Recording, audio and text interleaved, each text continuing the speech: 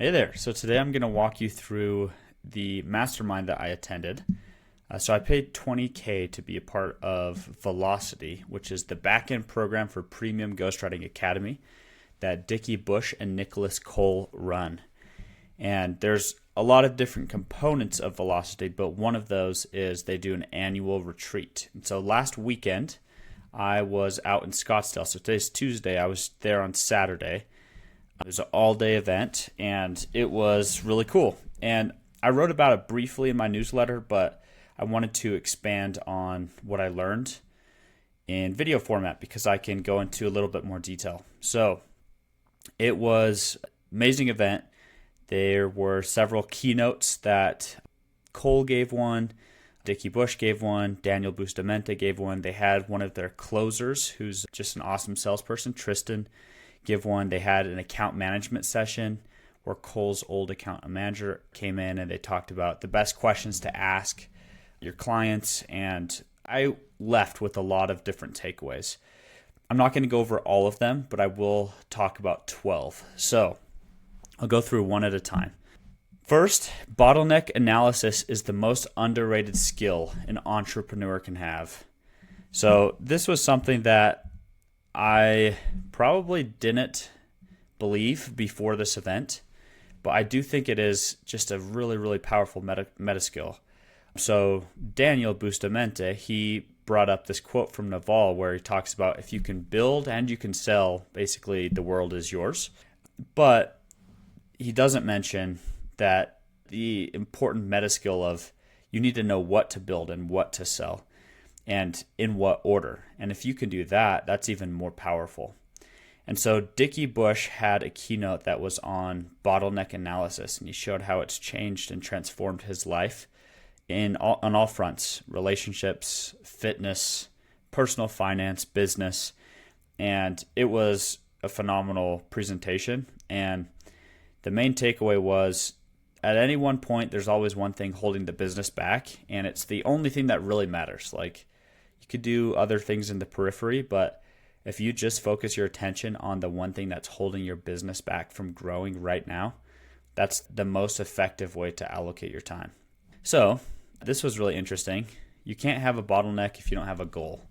So you always need to have some goal that you're working toward first. Otherwise, you're just floating around aimlessly.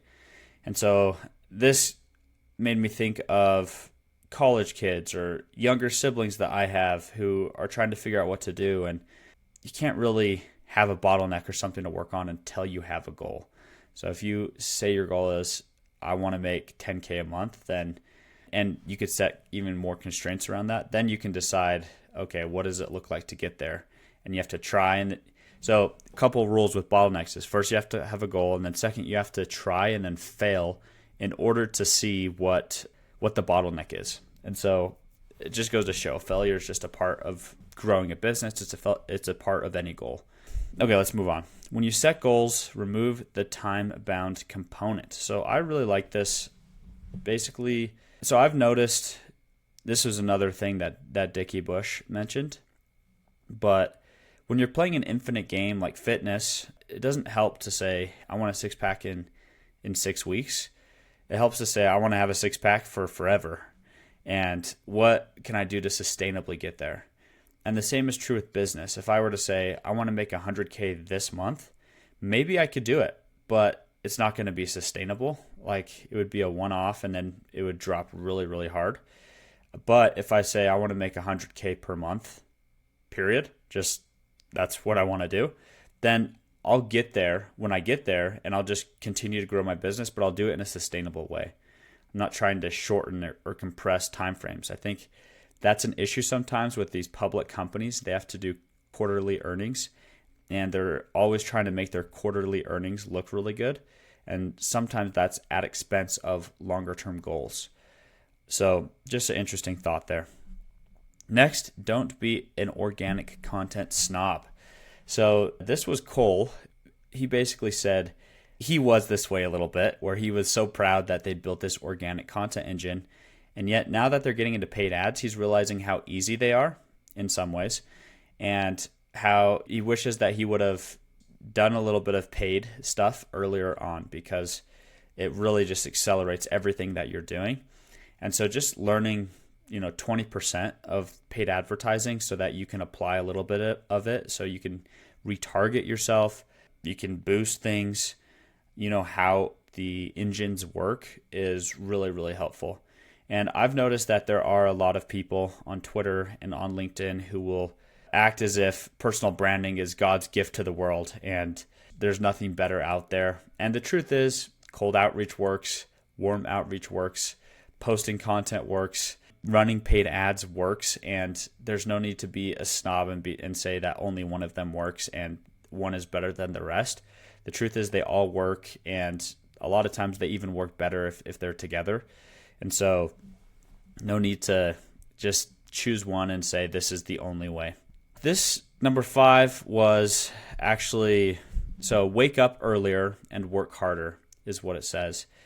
And this came from a couple of people. One was the sales rep, Tristan.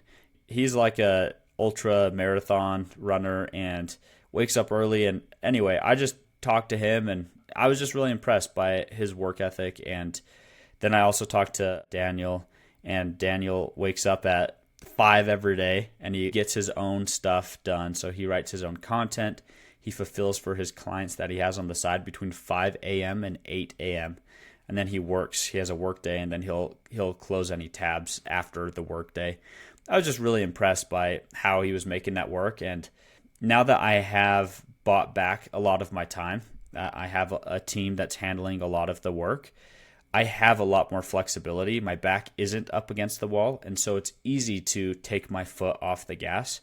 And this was just a good reminder to me that I need to set constraints for myself and just make sure that I'm continuing to work hard, waking up, getting deep work done, and improving. So that was really, really insightful, and it's something that I've definitely learned. And I say learn with Alex Hormozy's definition, which is same condition, new behavior. So I'm back to my normal life, but now instead of normally I go to the gym in the morning, I'm working in the morning.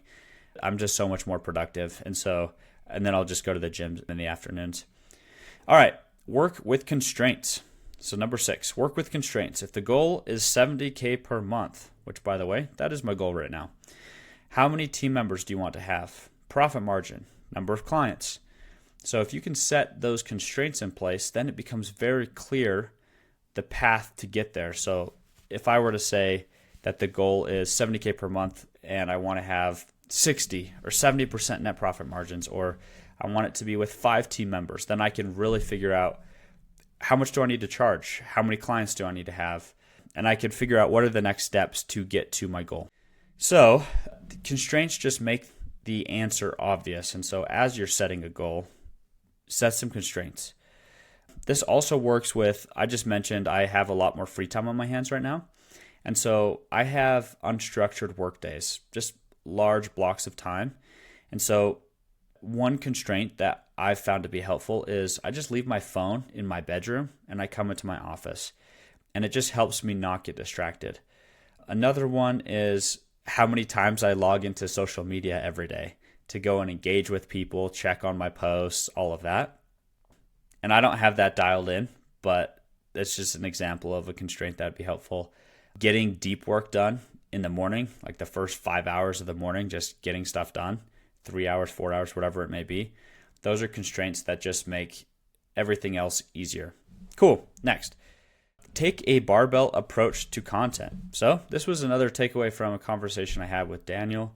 And basically, in Premium Ghostwriting Academy, which is basically a school to teach ghostwriters how to get clients, keep clients, make them happy, they teach that you should get clients through cold outreach. So send messages to people. When they respond, go and do a deep dive on their business and send them a Loom video offering some free consulting on a piece of their business that could be fixed. And I do this, and I get about a third of my clients through outreach like this. But I also get about a third through referrals and a third through my own content. And so Daniel is saying, yeah, for the average person that doesn't have any audience, it makes sense to do outreach. But you're in a little bit of a unique situation because if you already have a content flywheel going. I have 8,000 followers on Twitter, 2,000 followers on LinkedIn, 700 email subscribers, 50 YouTube subscribers. Let's go YouTube. And I'm already getting leads there. And so in my case, it probably does make sense to continue to focus on content because I can get more leads from there and I develop longer term leverage with my life and my business if I have more followers. And so the barbell approach is on one side, you go highly authoritative and it's very lead gen focused. And then on the other side, you make some posts that have the potential to go viral and you try to get a lot of eyeballs.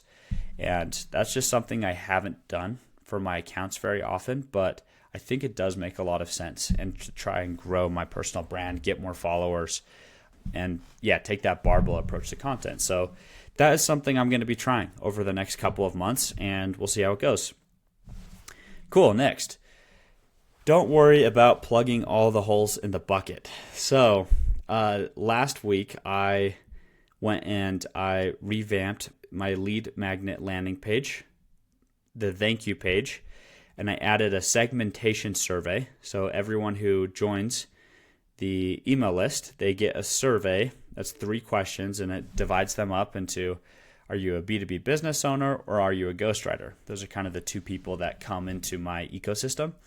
And then I went and I created a 3-day email sequence for all of the ghostwriters that are on my list separately. And the thought is like, if anybody comes into my ecosystem, I want to direct them in the right way. And like, I'm not mad that I did that, but it's definitely like I get 30 to 50 email subscribers per month, which is not that many. And so like, I don't need to feel like I'm missing out on, I'm not taking advantage of all of the demand that I have because I don't have a ton of demand, all things considered. I should just go and spend more time like making better content and growing more because that's what's going to make a bigger difference. All right, number 9. And this goes along with what I was just saying. Do more. So especially do more of what's already working. That's like the bottleneck 99% of the time for most businesses. Not 100% of the time. Sometimes you have to just make things better. And with content specifically, let's say, for example, that you write a post every day for LinkedIn, but you're still not getting traction, then it's not a question of doing more. It's a question of, can I make this content better? Can I engage with people? So it's usually more or better of some sort.